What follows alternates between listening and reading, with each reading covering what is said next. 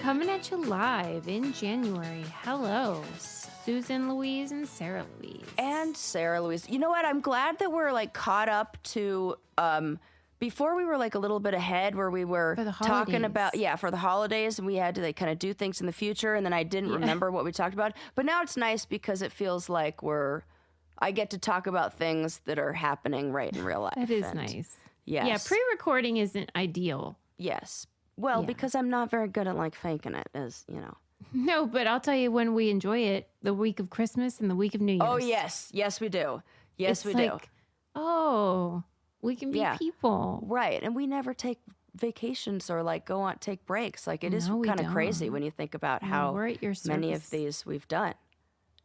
Over and over.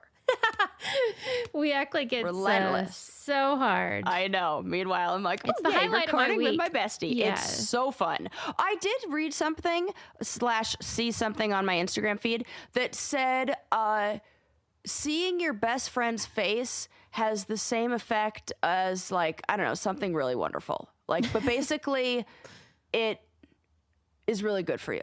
I think so. I think that's true. Don't you think so? I know so. Yeah.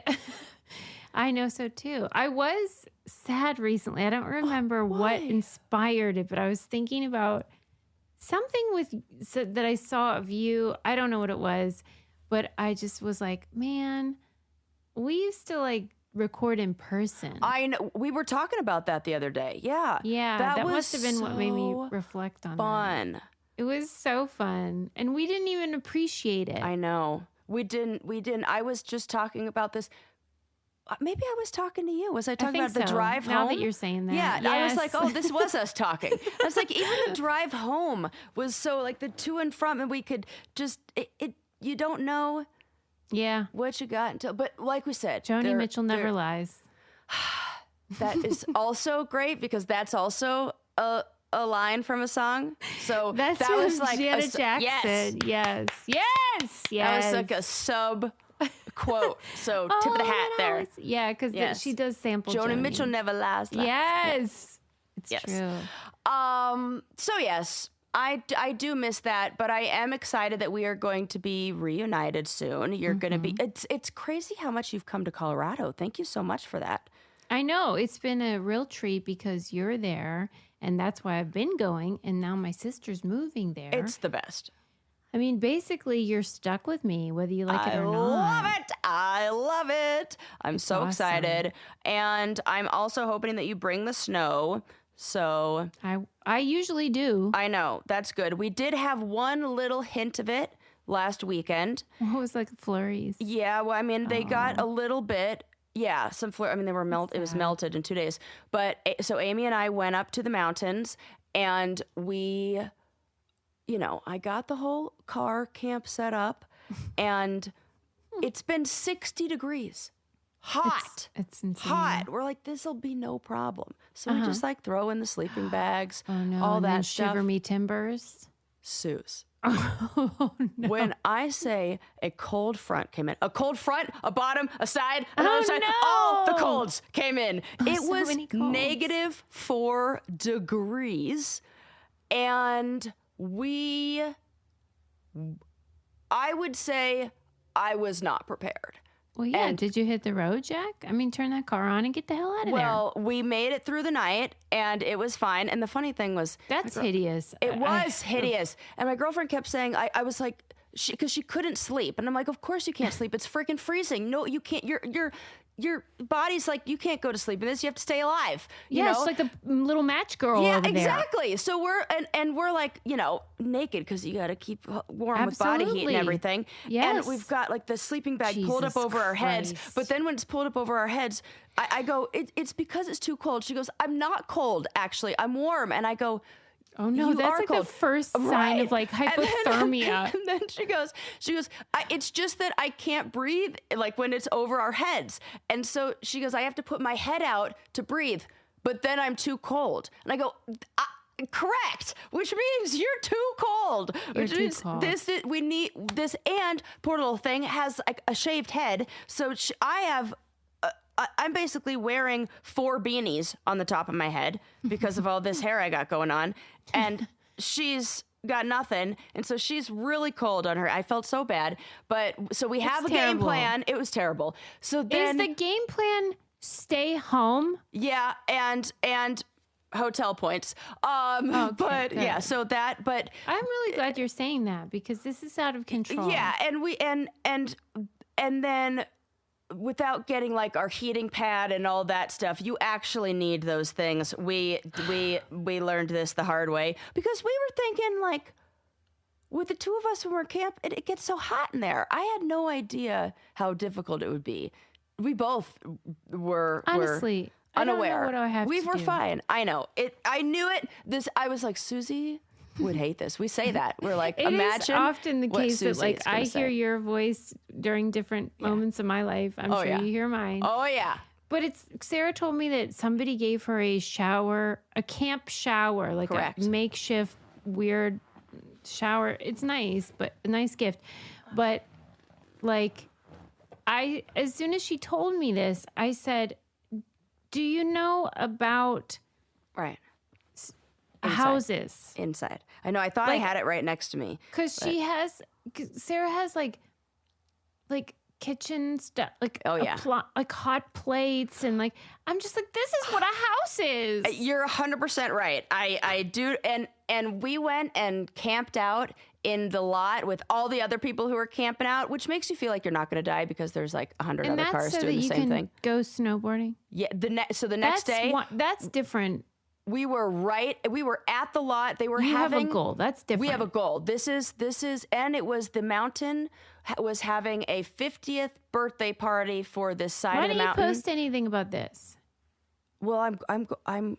Well, first of all, we were miserable for a lot of that made it so there were no. That's We the should have. content I We wanna should have see. taken photos because we were both like laughing and crying. It was.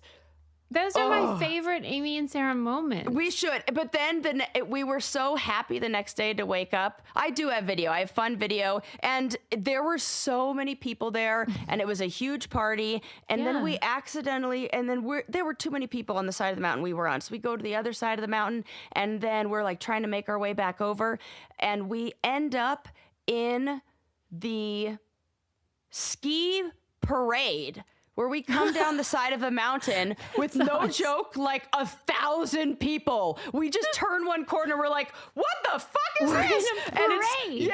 and it's like ski patrol with like flags and everything. And we're like, we are definitely in this video. How do you accidentally We didn't end know up when they were in a starting ski it. parade? We accidentally ended up in a ski parade. I have no idea. We were coming from one side of the mountain trying to avoid the crowds, and then as we make our way back over to the car, their final run of the day, we end up in the wave with everybody, like crossing the finish line with all the people with their flags, and we're like, funny. oh my god, this is so fun! And then they have a huge Ski party. people are weird. You guys are They are so quirky. weird, so weird and so quirky, and good lord, so cold. But then that evening, there was a band that was having this free concert, and it's this concert in town, and they calling it like Apparel in town, like the whole town is celebrating this like big like 50th anniversary of the side of the mountain that's called Mary Jane. So that's fun, and it's Yeah, like Mary that's your Jane's favorite 50th side. birthday. Everybody's making it a party. Mm-hmm. We were so fucking cool. We go to dinner after we were skiing, and we're there with another friend too, and she's all stoked, and we're like getting excited and everything. But well, she's getting excited, and Amy and I are like, there is zero chance we are going to this concert. It was still another 2 hours until they go on. My butt was so fucking cold. It's like the kind of cold if you've been like, when we did challenges and it was something like sit on an ice cube for hours. Yeah, that's what I felt like. And I was in the wrong gear because I thought it was going to be hot. So I brought my like springtime stuff. Meanwhile, the whole day it was -4 until like noon. And we made it super fun, but I was like, nope, I'm too old for this. Can't do it. Can't do it. Yeah, Couldn't. I mean, at a certain point, you gotta consider some comfort. Yeah, and Amy was like, I think cold is our kryptonite. And I was like, I think you're right. Yeah. I think she might have said, I think cold is your kryptonite. And I said, you are 100% correct. That's crazy because I would not have ever said that. Because compared to me, you have no limit. There was a moment where like she's being all cute and like we're always like making songs out of things and like singing silly songs and stuff. And I'm trying to like go through the checklist in my mind. We're like getting the back of the car together. And I'm going, okay, you know, you have to have a system of like where you put the keys, because everything, you got blankets everywhere. Yeah. You got headlamps. It's fucking pitch black because you got those like sun blockers on. So, I'm like going through my list and everything, and she's like singing her little song, and there's a moment where I go, honey, that'll do. I love you, but respectively, shut the fuck up. And then we laughed and laughed and laughed about that later. But it was so now it's just like, respectively, shut the fuck up. For real. And that's me saying that. Me. Honest to God, I gave myself a Christmas present this year, and it was heated apparel, which I have formally said that's ridiculous. And I wear it inside my house. Well, I told my girlfriend this, and she said, do you think we need this? I think we should get this. Should we get this? She was like, should we get socks? Should we get? I was like, she's like, maybe this is the end. Maybe the socks. Maybe that's what we do. It's life-changing. And like, my only gripe about it is like there's 3 settings, and I'm always wanting the hottest. Yeah. And it automatically downgrades it like without your knowledge. And I look down, and instead of being red right here, it's white. Or, blue is the lowest. So it's red, white, blue. And I'm like, white? And I'm like pumping up the jams. Trying to like keep you from 3rd-degree burns on your skin. Honest to God, I was probably wearing it 10 minutes before it downgraded. I thought, does this thing not know? Do you know how many days I could wear this without being like, I should take it down to the 2nd level? My nerdy guess is that's for battery consumption. I don't care. I'll recharge. I'm inside. I could recharge right away. Says, I'll choose when I downgrade that heat. Thank you. I will choose, and I will. I think at least it could just buzz and be like, "Hey." I know there's some techie person who can like hotwire that to make it. If they can like take off that auto start thing on your car or auto stop thing. Yeah. Well, I guess your warranty will be void, but I'm gonna have to stay on top of it because listen. I want it back up on the red all the time. Yeah. It's so great. Toasty. You would love it. Yeah. So now my passion is being warm. That's always been mine. Why do you like camping and snowboarding then? Well, because I said it's never too cold. You just have the wrong gear. And that's true because people live in all different kinds of temperatures. People in Antarctica are in like -1 bajillion degrees doing all their sciencey stuff. But they're not happy. But when I wear the right gear, I was wearing I was trying to look cool. And I wore gear that was cool, not functional. Yeah. My functional gear, I was like, no, people think this brand is nerdy now. So, or like, what is it? Tell me. It's this brand called Montec. It's like this, less expensive ski line that came out, but it's very influencer driven. And a lot of times the people who wear it, this Montec, and then their snowboard line is called Dope Snow. And it's like often the people who wear it are the people who are doing the dumbest shit on the mountains and are the ones with like their speaker all loud and like just being assholes. And so it's gotten a reputation of this is what there's a whole noobs, subculture. a whole subculture. So How do you know about that? Because it comes up in my Instagram like feed. People making fun of it. Yeah. Mm-hmm.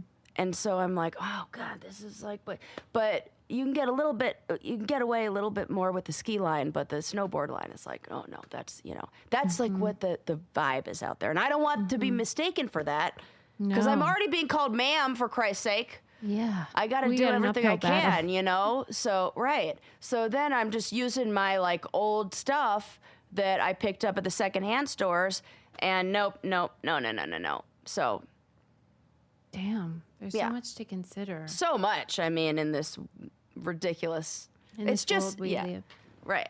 Or you could stay inside, which is kind of what I'm doing because there's no fucking snow. Yeah, you could stay inside and you could take a class on SEX and learn all about it from Beducated. Yes. And I highly recommend it. And maybe if you take some classes, you will be comfortable in being able to say things like sex.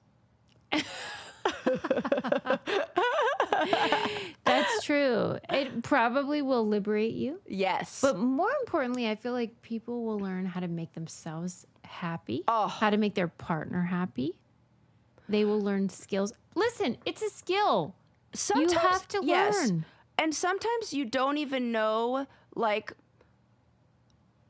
you don't even know the language or how to, it's to even describe what you want or describe what you like. So sometimes, not sometimes, all the time, seeing examples, not, like in a classroom setting, in a place that's not intimidating and scary. And it feels like, and you're getting the right information delivered to you in like a way that really empowers you is so helpful. It's helpful. To like increase good communication and healthy relationships. I was just reading articles about how like the generation now just has only known a world of like just porn. Oh God, I can't imagine. Lord knows that is not indicative of actual practices that are going on or should for be men going or on. women. Yeah.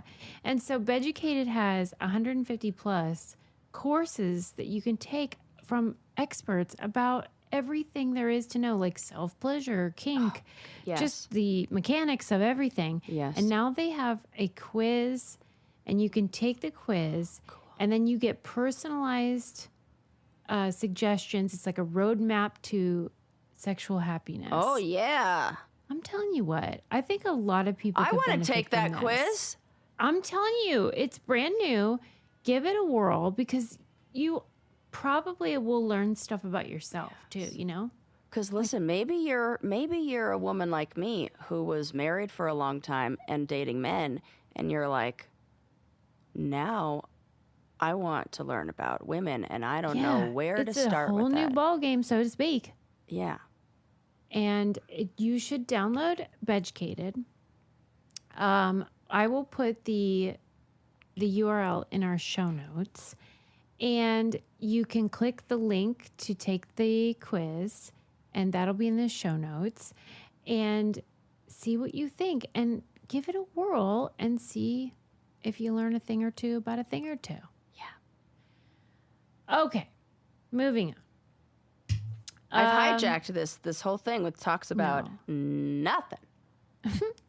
That's okay. We have so much to learn, so much to talk about. Okay. Ooh. Okay, we'll start dark and we'll get light. Okay, I like that. Did you happen to see the Andrea Yates documentary on HBO? Well, clearly not, because I don't even remember who Andrea Yates is. But the name rings a bell, but now I can't. She is sadly the gal who had 5 children and unfortunately oh my God, killed them all. Okay, yeah. And so there's a new documentary about her on HBO, and it's called The Cult Behind the Killer, the Andrea Yates story. I think I may have seen a clip from this where they talk about how her doctor really said you should not have another child because the likelihood of, and there was a lot of religiosity that was, oof, God, okay. Mm-hmm. Okay, so when this happened, like early 2000s, it's so shocking because, number one, the concept of what a mother is supposed to be, and even just the dynamic of their family, just sort of quote unquote normal. And so for this gal to drown all 5 of her children, and seemingly have no like emotional reaction that's apparent, it was just like, well, it's very obvious that there's a lot wrong. I don't think anyone was serious, wires crossed. Yeah, this is a sick person. Yeah, I bet if you scanned her brain after that, we'd see some brain damage in there somewhere. Yeah, something. People were upset and devastated and horrified, but think everyone also felt what you're describing, where you're like, something ain't right. Something ain't right. Somebody that is normal doesn't do that, and somebody that is healthy doesn't do that. Right.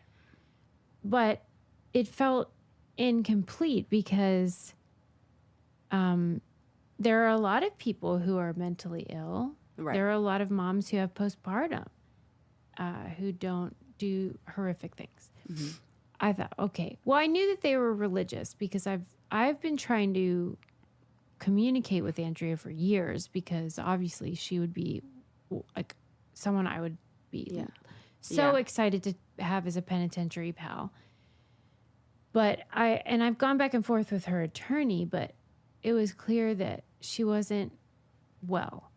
And she's obviously been found guilty, and she lives in like a mental Yeah, what do they call them now? Mental hospital? I don't know the like name for where they put these people. Mental a psychiatric hospital? Yeah. And I've never gotten to communicate with her, and I know that she lives there and she's very busy with like crafts and does things, but like holy shit. Oh, she's probably completely disassociated, and there's so many. I think so. Yeah, and to me, it's so. Obviously, I didn't see the documentary, but just based on what you're describing, and like, what we can logically conclude is like, in the same way, like the Rob Reiner situation was so extreme. There are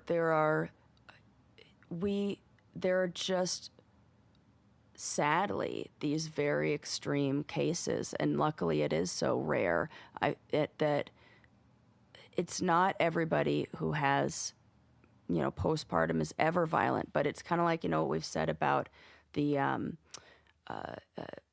like the light bulb in the light socket, how it has to, the light bulb has to be in the light socket, the electricity has to be paid, the light switch has to be flipped, and all of those are different variables that then leads to this, that there are a lot of things that had to maybe happen in order to trigger this kind of, that with the different, like, who knows, or there's something, but it's so great. It's so uncommon.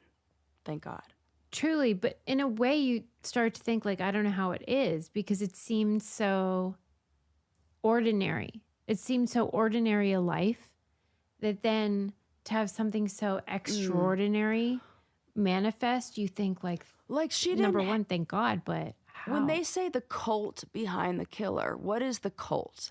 So the documentary on HBO is seeking to describe an extreme fundamentalist, evangelical Christian worldview that was taught to her as an adult by this guy, Warnicki is the last name of the guy. And he was one of these guys that you see on the corner with signs. Got it.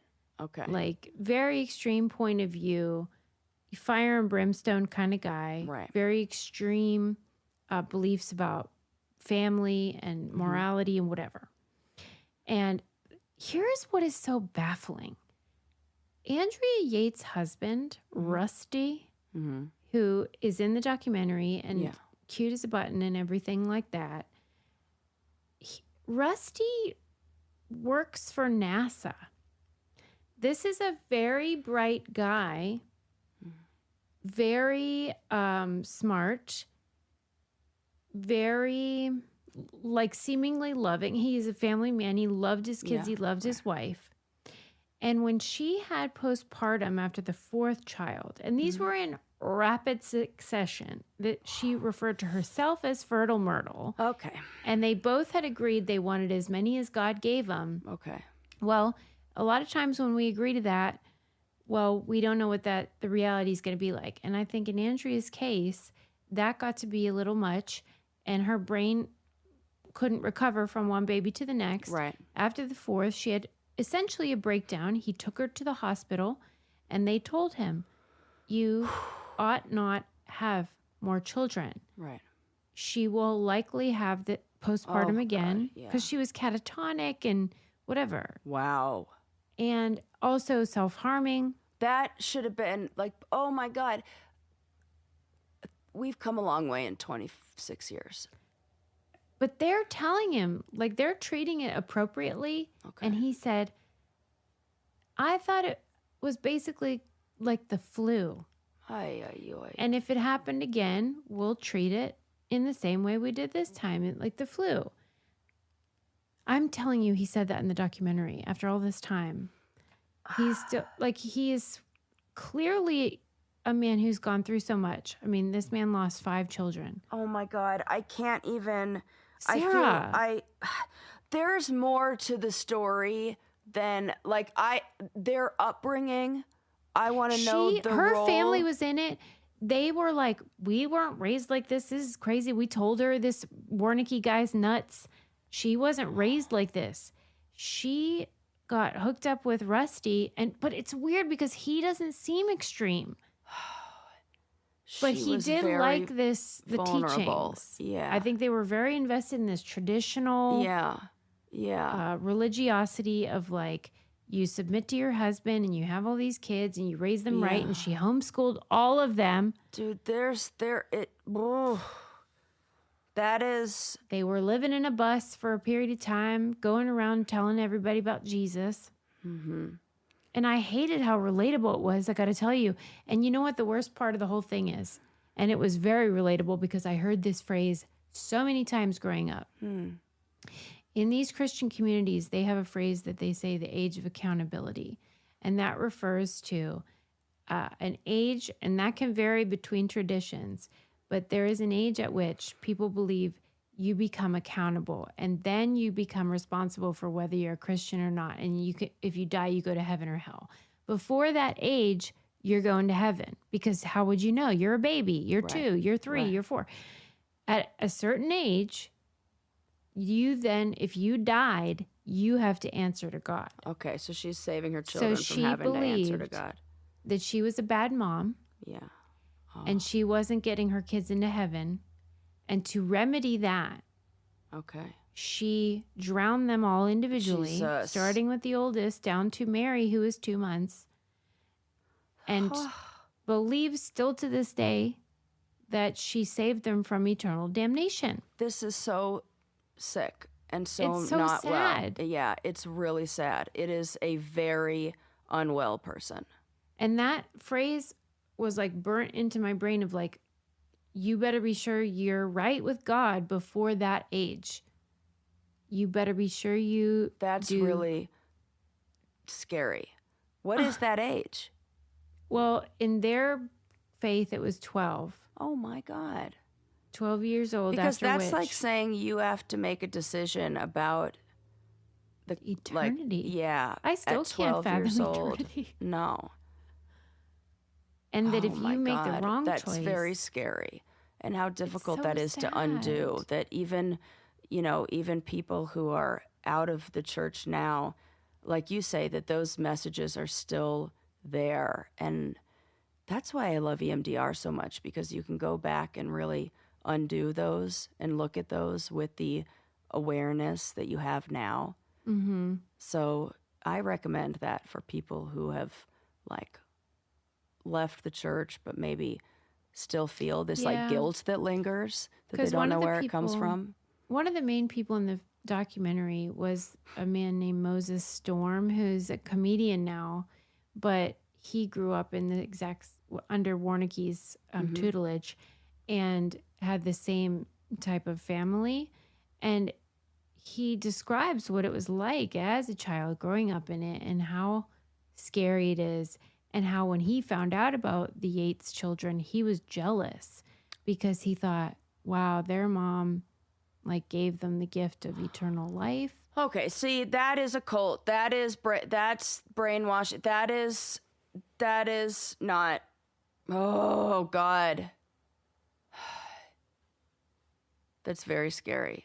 It's so sad. It's really sad. They say people are allowed to have their own beliefs as long as they don't hurt somebody else, like themselves or someone else.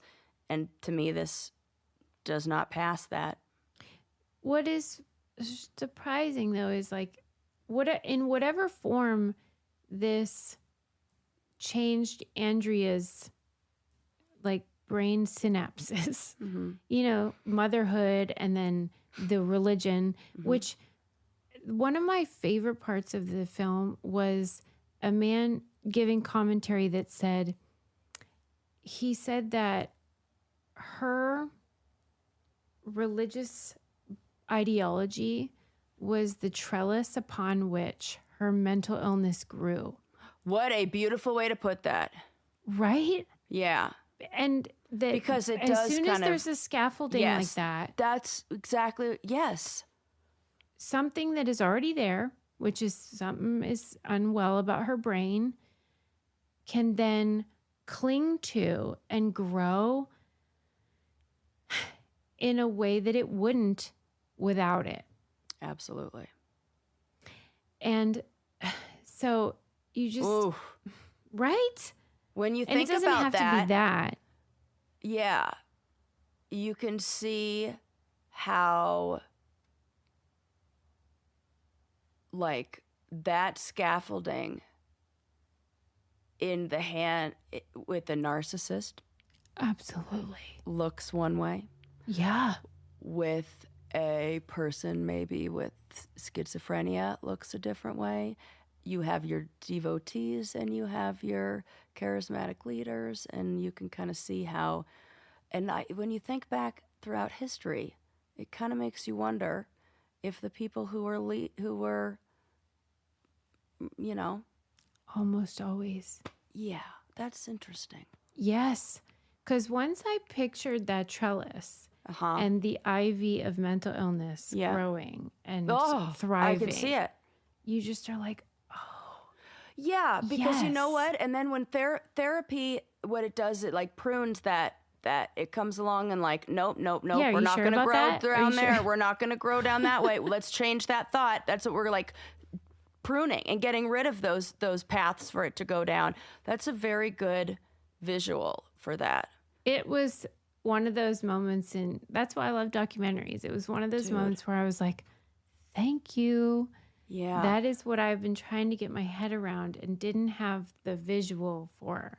You know what? And I feel like I can really use this as a therapist to say, like, how is, not maybe in the sense of like that to think of like the way that those negative thoughts or whatever, that your scaffolding doesn't have to be religiosity. It could be the messages that you were told by your parents who said, whatever, you're whatever the parents say that make you're which is built upon their own bullshit. Yes, you're insignificant, you're not enough, you're whatever. So that's the scaffolding. Then the anxiety, all that it just grows.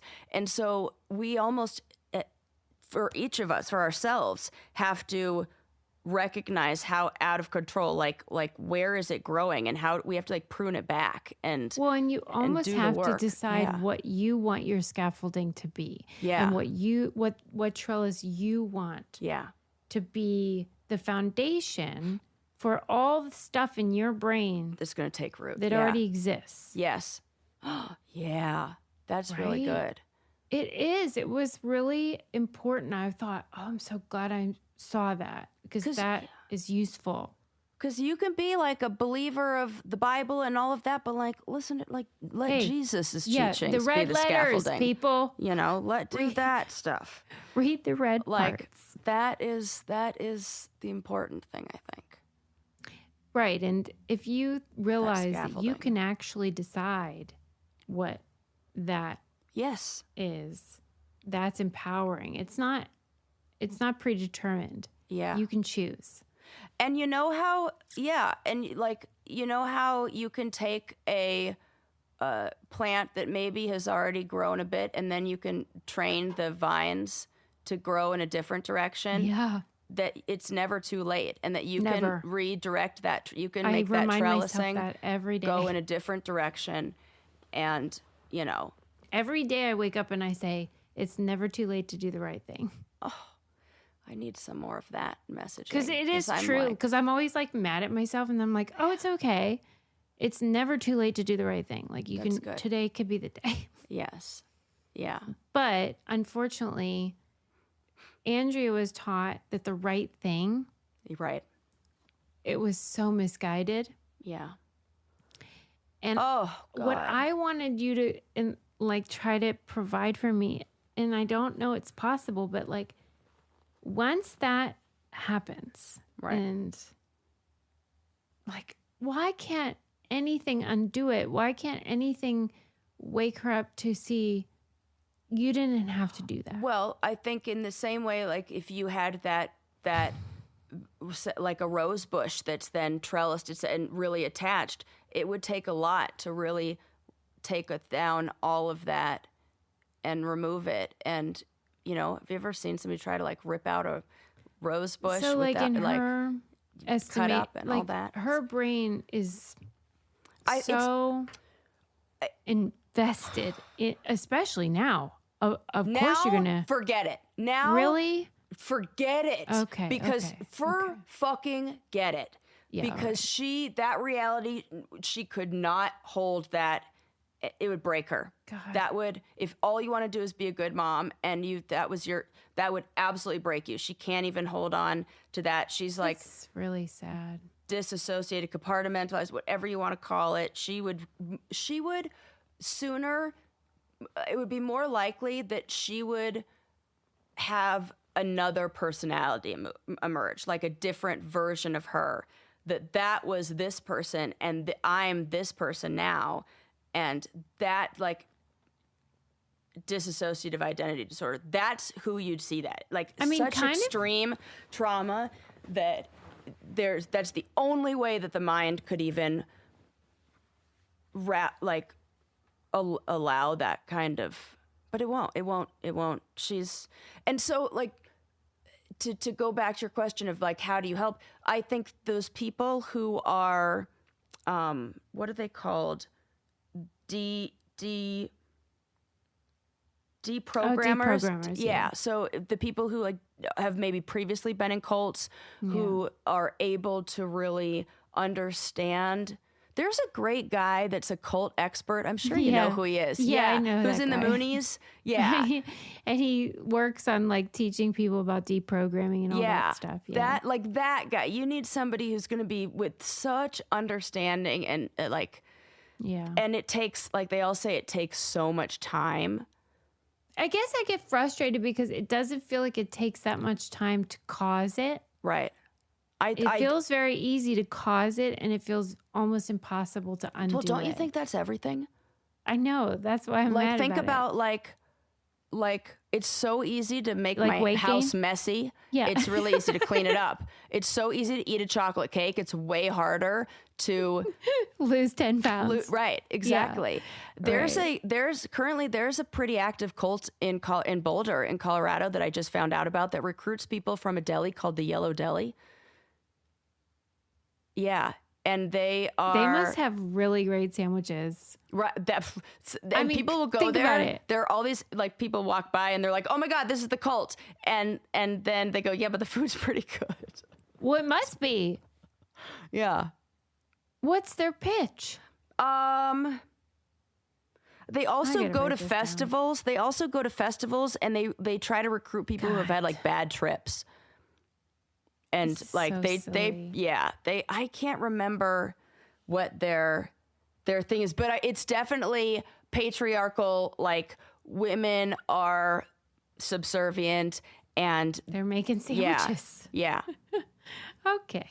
Well, I wish Andrea's story was like that simple, but unfortunately, no, it it's was so much worse. And that's the thing. These ideologies, if they are in the wrong hands, become deadly.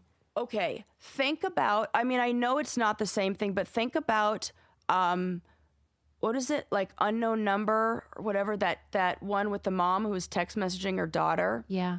That was just regular, no scaffolding of religiosity. Yes. That was a scaffolding of maybe you're not enough kind of thing. Like and we saw that and talked about in our doc club, talked about how, or Candy Unwrapped, talked about how wild that was and how extreme that was. And it feels like that paired with whatever that was paired with the other stuff is what, like, it's like those are pieces of. We saw pieces of this Andrea gal, and it was already horrific. You know, you're right. Like, what is that? Dear Zachary, that we've seen pieces of this, but then when you combine it, holy shit! It's like, okay,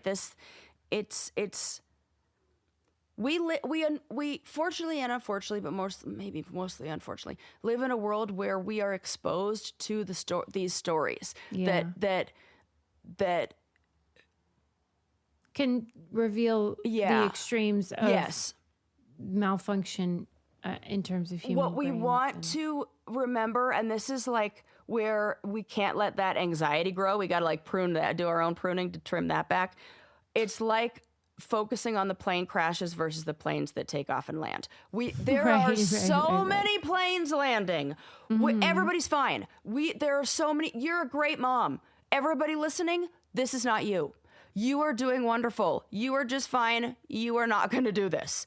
But that anxiety will make you think, what if it's me? No, let's look at the planes that are landing. Let's look at you're all doing wonderful and fantastic. And the fact that you're even thinking, oh my God, is this me? Already shows that it's not you. So you're okay. Because I know that like urge to. Well, and don't be susceptible to someone telling you otherwise, which is what happened to Andrea, where she believed somebody was telling her, you're not doing enough. You're not doing enough for your children. Right. Oh my God. Don't believe that. Yeah. Don't believe that. Certainly not some doofus man. Yeah. I love what you always say maybe you don't always say this to me, but you said it once and it stuck in my head. And I say it all the time. I even say it to clients too. Think about the most average person you know.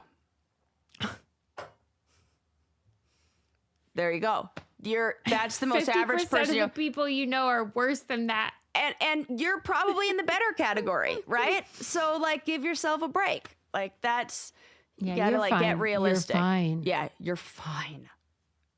Basically, anyone telling you you're not is probably the problem. Come talk to me. For real. Sarah@solutionsoc.com. Come send me an email. We'll get you started with some therapy or some life coaching. We'll For make real. sure. Anybody that's telling you something like this dude was making her feel, they need to look in the mirror. Right. Because that is probably about them. Probably about the childhood that they grew up with and are angry. Yeah. They need to go see Sarah too. Yes. Yeah, exactly. All right. We spoke too long about Andrea. Yeah. All right. Okay. I have a gripe. It's not really a gripe. It's just a question with a gripe underneath it. Okay. And my apologies to my sister, who I know. What's the deal with? Is it that? It kind of is. Yeah. What's the deal? Okay. It's just that I've noticed something in culture and society that is a new development, and I want to know why it's all of a sudden happening, and also say, I don't know that I'm a big fan of it. And again, my apologies to my sister Renee, because I know that she participated in this and I love her, and I'm talking about everyone else. Okay.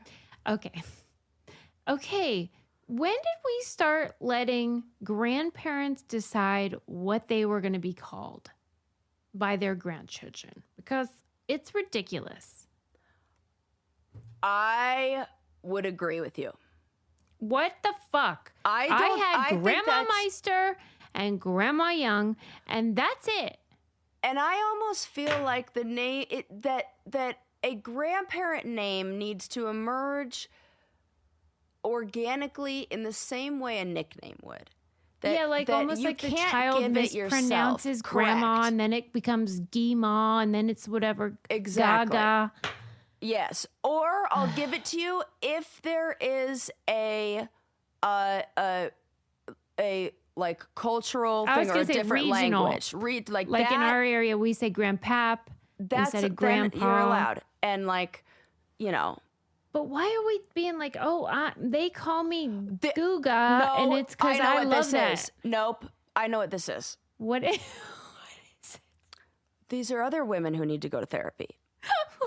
This is a resistance to getting lumped in a category with grandmothers. Yeah, they don't want to be old bitches. Yes. This is, I'm not grandma, whatever. I'm Mima or Mimi, which is different. Totally. And that means I'm not an old lady because, you know, when people go, Mrs. Butler's my mother, you know, that's like grandma's I know a grandma and I ain't that. Like, totally. I get the desire, but to all the women, because it is all women, by the way. Of course it is. The granddads don't give a shit. But you know what the granddads are doing? They're doing their own version of this. Not getting hearing aids. I'm not fucking kidding. That is the same energy. Right, I'm fine. I can hear. That is the same thing. They're not getting fucking hearing aids. So if you are saying, "Oh my God, I hate that my husband is always saying what? We're with you. I've been telling him to get hearing aids." With you. Right. What he's resistant to is accepting his own aging process. And mortality. Yes. And so we're going to be gentle and kind to him through that. And we're going to be gentle and kind to you as you accept that you are a grandmother. Yeah. And listen. And there's nothing wrong with that. You can't tell that I'm really passionate right now because of all the Botox in my face. So I get it. I don't want to age either. It's disgusting. Yeah. But you're not fooling anyone with your Mima bullshit. Right. I agree.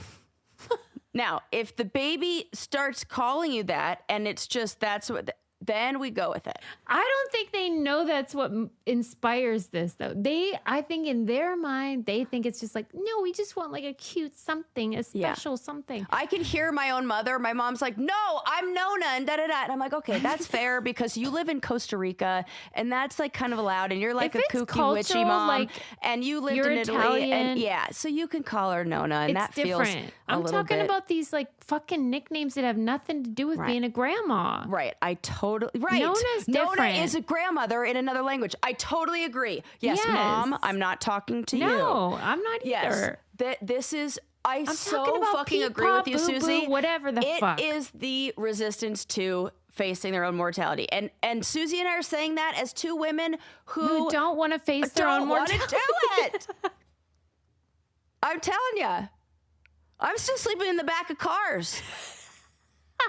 trying to chase my youth, going to raves at the Mary Jane 50th birthday bash. You don't need to. I know. This is the pot calling the kettle. Yes. The Mary Jane 50th birthday bash. I love the specificity. It's so funny. But yes. And you know who started this, I think? The goddamn boomers. Yeah. They cannot accept. They think they are forever young and they are now like 80 fucking years old. Because they're the first, I think they're the first generation to be healthier into your old age. So they are very active throughout retirement and they're not doing the things. And they have all that fucking money because they lived in that good old times where they actually have a retirement. And so these are people who are like, I'm going on cruises. What do you mean I'm that? You have to call, like, I'm not a grandma. You're fucking right, Sarah. You know what? And really, if you are able to call yourself, if you are asking to be called Mima or Mimi or whatever like that, then first you need to make sure that your children have houses. Then you can demand what to be called whatever name you want. But if you're sitting on 2 homes or 3 homes, you're right. And you are like, I want to be called this. No, you're hoarding everything for you and everybody's struggling over here. And so what you should do is you should take care of them and then they'll probably be like, what would you like me to call you? That's you nailed it because that's what I think. Thank you, Susie. The boomers, why we're all mad at you people? Yeah. None of them are listening to this, I know. Why we're mad is because they got all the good stuff of like modernity. So they got like all women could vote. Right. And feminism. You can go to school. Right. Whatever. And then they also got the benefits of the former traditional society, which was, retirements. Right. and a middle living class. wage, Right. and middle class, and houses like, that they could afford. When I looked at truly. what my mom, what she bought our house for, I was like, yeah, what? So they got both. That's less than my car. Then fucked everybody over, and now they're all like, I want to be called Meemaw, Beep Bop, Boop Boop. Right. Shut the fuck up. No. Give me your house.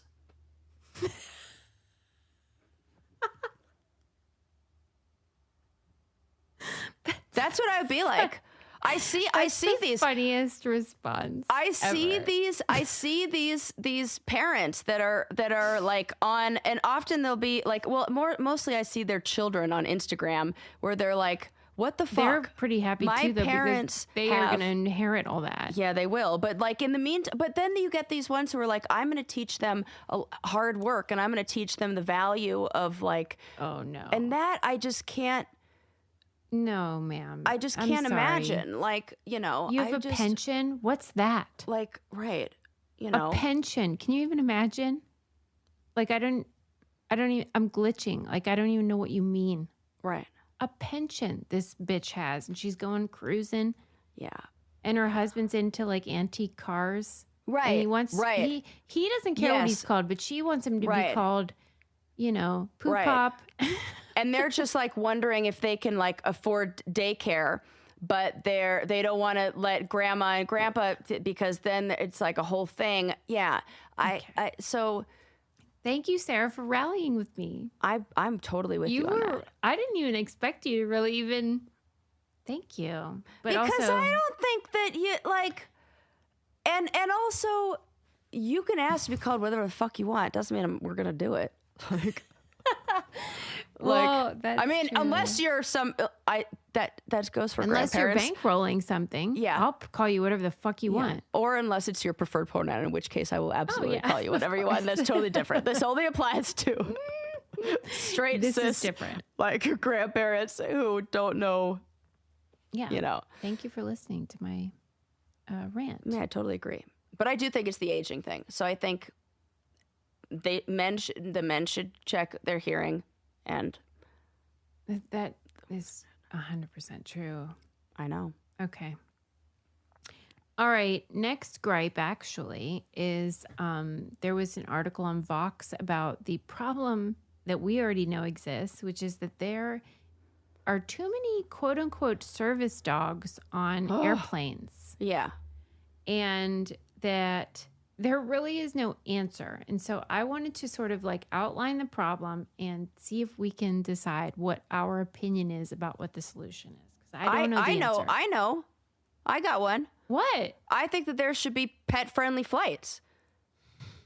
I think that there should be an airline. You know who the airline that really does it well? Airline. Yeah, I think Alaska Airlines should take what they're already doing, which what is are they doing? They're the best. Alaska Airlines are so good. Okay, I like this. When you have a pet, they have first of all, they are really like, if you have you have to have all your vet stuff in order. And I know this because I took my dog internationally. Like I would take her to Costa Rica, which is very hard, like flying internationally, and she's going down below. So I've had her come on board with me, and I've had her go down below. Which is always like rolling the dice. They might die. Right, exactly. Not with Alaska. They're very good at, they have a person who's like been assigned to be your dog, like boarder, chaperone, and they give you a little ticket. Escort. And then when your dog goes on the plane, they personally walk on the plane and they give you a little ticket that says, hey, your dog has been, and they check a little box that we gave him food and water and pets or something cute. They write a little note. I'm not kidding. And and I felt so good. And I said, people wouldn't try to be sneaky with it or try to pay you already have to pay a fee or whatever. People wouldn't have to do that if they trusted the airline to actually take care of their animals, which are like our children now. Let's just face it. This is it. So why don't we have and why don't we have a pet friendly airline? So I think Alaska should expand. And don't you think that airline would be the fucking most you can charge a little more. I'll pay a little extra for that. You could say a with pet is only this much more. I guarantee you that would be like the We Love Animals Yes, Airline. and you can make it all like we sign the liability. You can make it all Yeah, so we'll you're sign covered. it. That so it's not a problem.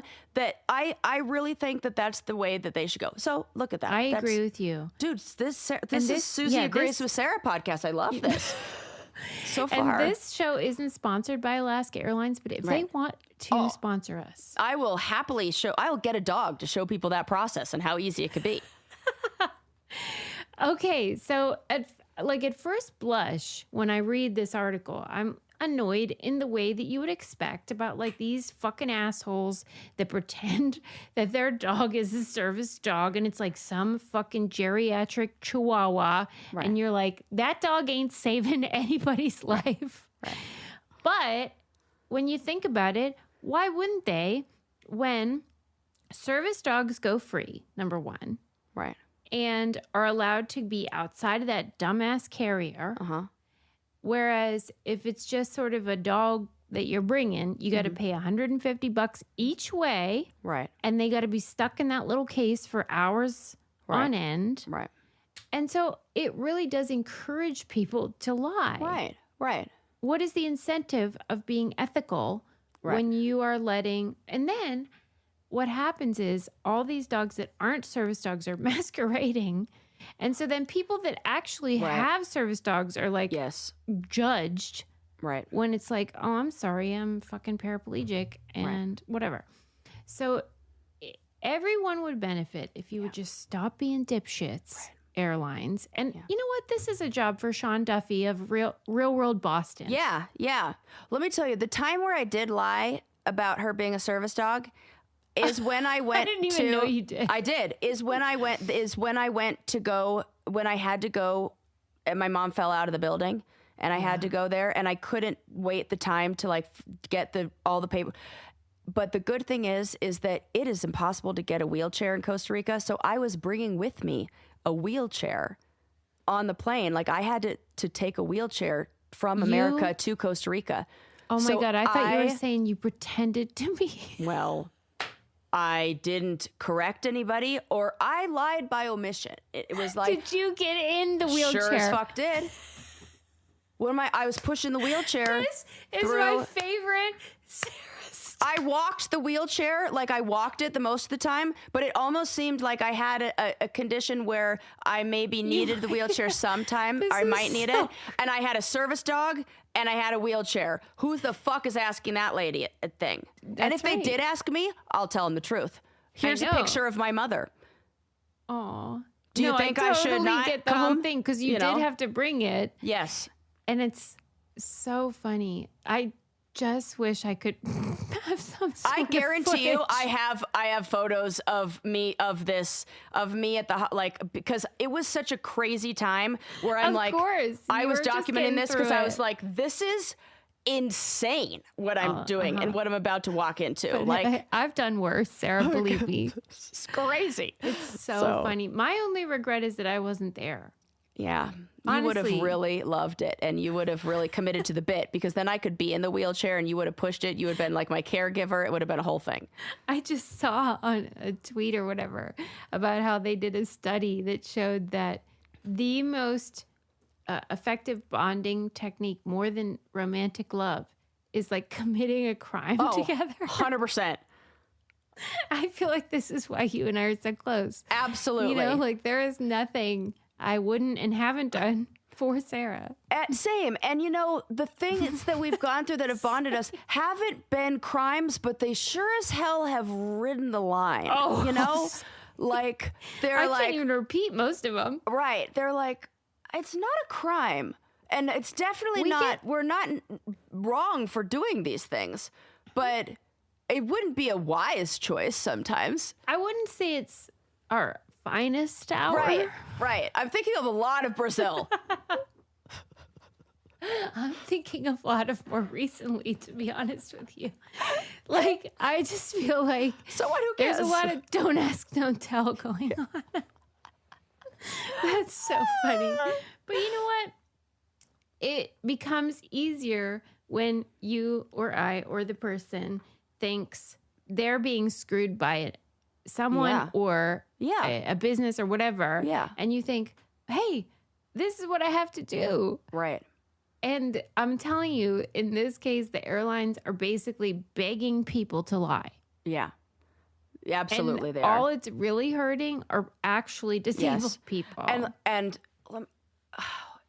absolutely. Yeah. Just to get the expedited vet papers to get on that plane. Yes, I've cost been there. me hundreds of dollars. And my cousin is a vet who did it. I still had to pay all that money even when I knew the vet, because there's the FDA charges and all this or whatever. I think it's whatever it is, the USDA or whatever, food and I don't know, whatever it is that controls all that. Enforcing it, I don't know who. It's not the FDA, but it's the U.S. Department of Agriculture, I think. Well, and you have to the go loophole that everyone is exploiting is that to be an official service dog, to be a service dog, typically it takes a lot of rigorous training. Yes, absolutely. But the loophole is that people can self-train their service dogs, which makes it more accessible to people in rural areas that are genuinely in need of these animals. But then the people can exploit it who are just I trained my dog. Right. When I saw somebody with a service dog vest on whose dog peed on a sign in the grocery store, and I was like, ma'am, and it was a little white dog. I'm like, that dog ain't serving But you can't say anything because then nobody. What if? Right. Okay. And I won't, but no. Clean up on aisle 7. Sean Duffy sorted out. Yeah. I saw this story and it really got my wheels turning. I love a switched at birth story. Yes. Because it's just, it's horrifying and it could happen. I'm surprised it doesn't happen more often because absolutely they all look the same. Absolutely. Especially I'm more surprised twins don't get mixed up more often. I think they do. I don't know how they keep track of them. I would have to go back all the time and be like, can you tell me which one is which? Can you put a mark on their foot or something? I bet you any money, half of them are reversed of what they were at birth. I think you should check. No, if you're a twin, Sarah, I actually think we're blowing the lid on. We might be. Twin names. Okay.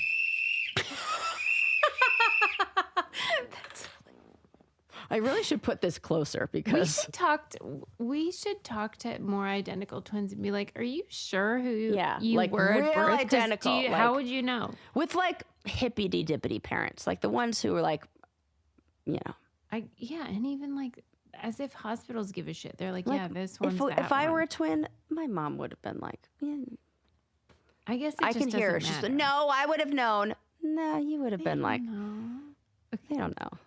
All right. Well, this is a tale of switched at birth where these two moms had these babies a half hour apart in South Africa. And then they were both single moms. And then years later, there was a paternity case with one of them that required that the child, got DNA testing. And that's when it was discovered. Oh, my God. They were 2 when this was brought to light. Okay. 2 seems like maybe there's still some Swapsies, I know. Trade For back. real. And I've had a kid and I'm still 2. I can't believe I'm saying that. But I couldn't what do you believe do? I thought that. I would want my I don't know what I would want. This Jesus. is Sarah. Sarah, that Jesus. is exactly, your reaction is exactly what I felt and I wanted to explore because it brings so many elements to your mind of what is love? What is a family? What would I'm you panicking. do? Okay, Well, I in want a to know way- what you would do. Let's say Okay. you're one of these moms and Yes. you guys both find out and you're Yes. okay, now what? Now we are best friends and we are raising these daughters together. In a way. We are Right. we are going to have to be in each We're other's gonna have lives. to- And we are Would you essentially keep- co-parenting. Would you keep your original one? The one that you raised for 2 years? Or would you say, let's swapsies, but I'll still see that other one that I put to bed every night and breastfed? I know. Ah! Okay. Here's...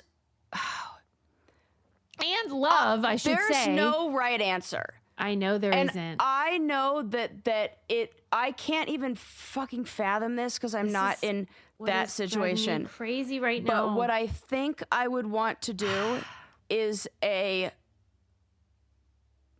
like slow over time, like more time swaps. with each one. Like, Why though? Why do you think have like them be your birth child is so important?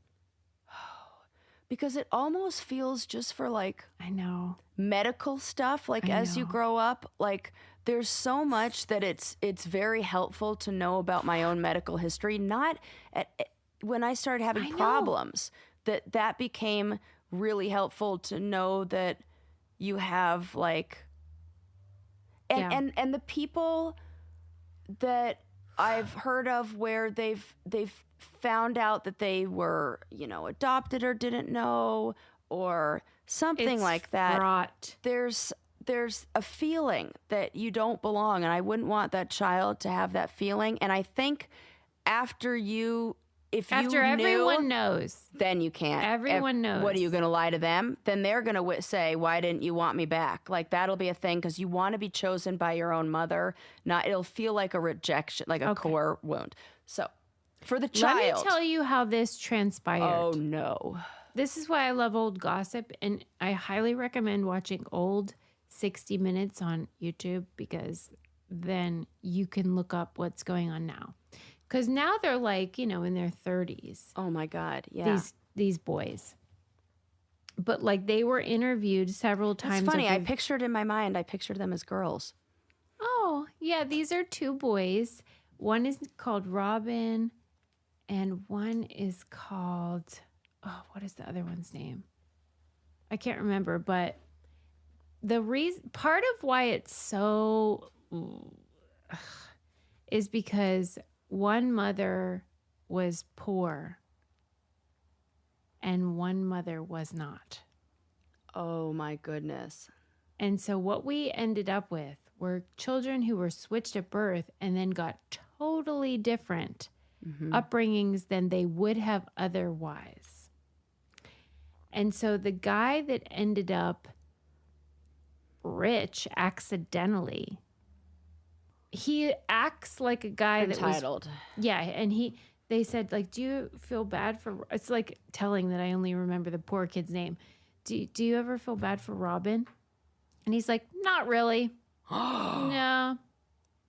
And, like, doesn't care. So they stayed. They just said, we're going to keep it... They stayed like that. Yes. They decided to stick with the ones they got that were not their birth children. And unfortunately, they didn't live close to each other.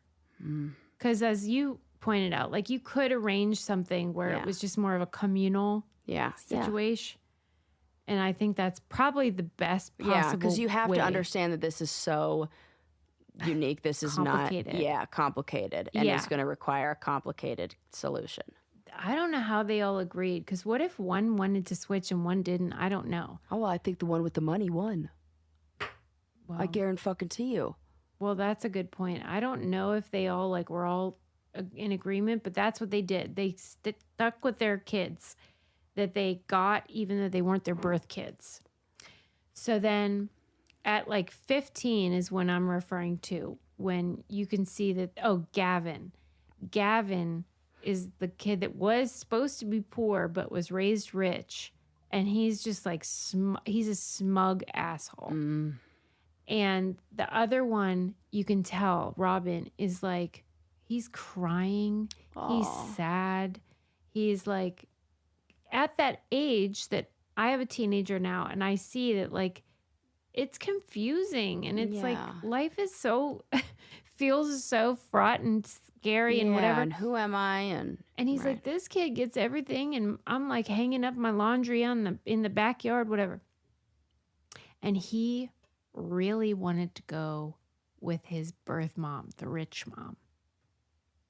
And she rejected him. They both ended up there. They both chose the rich mom. Oh my God, that poor mother. And the poor mom was just left with nothing. Oh my God, that's so sad. It's so sad. the This Robin, lady stole her life. Yeah. the sad kid, he stayed there for a couple years and then realized it ain't all it's cracked up to be.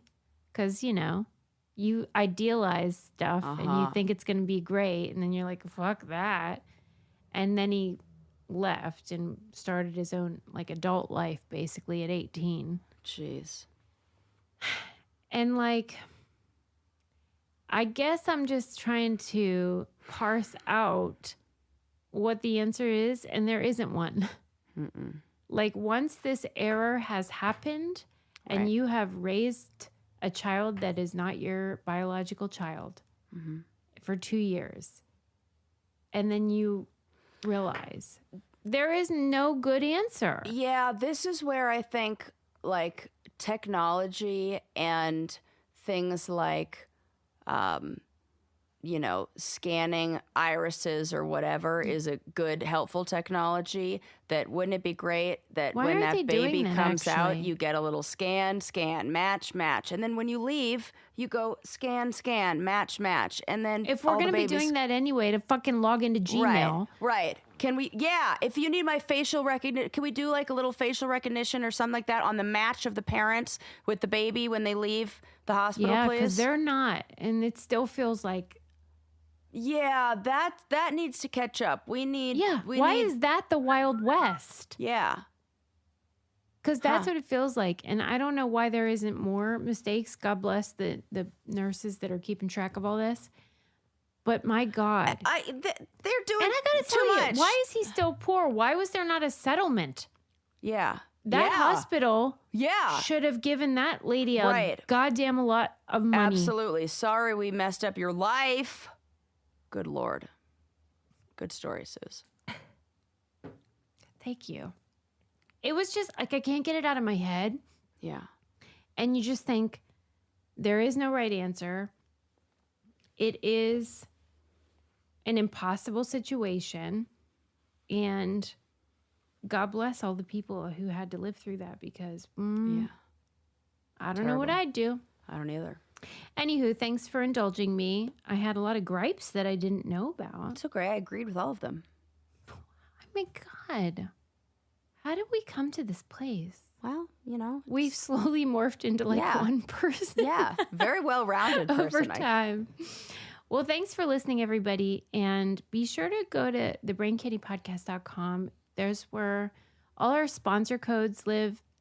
Anytime you use one, it helps us. And if you go to patreon.com/braincandy, that's where our reality TV stuff is. So that's helpful. And also 5-star reviews. We love those. Yeah. I haven't seen any those. new ones lately. So come on. What are you doing? And we look. Hello. Okay. Get over there. Thanks. We'll see you next time. Bye. Bye. At Arizona State University, we've made online education better, smarter, and more personalized so you can go further in your aspiring field. I decided to pursue medicine once I realized that ASU did have the online program for biological sciences. You're still required to learn the same curriculum. You're still being tested on the same content that anyone would be tested on in person. The comprehensiveness of the program prepared me so well for medical school. Explore over 350 plus programs at asuonline.asu.edu.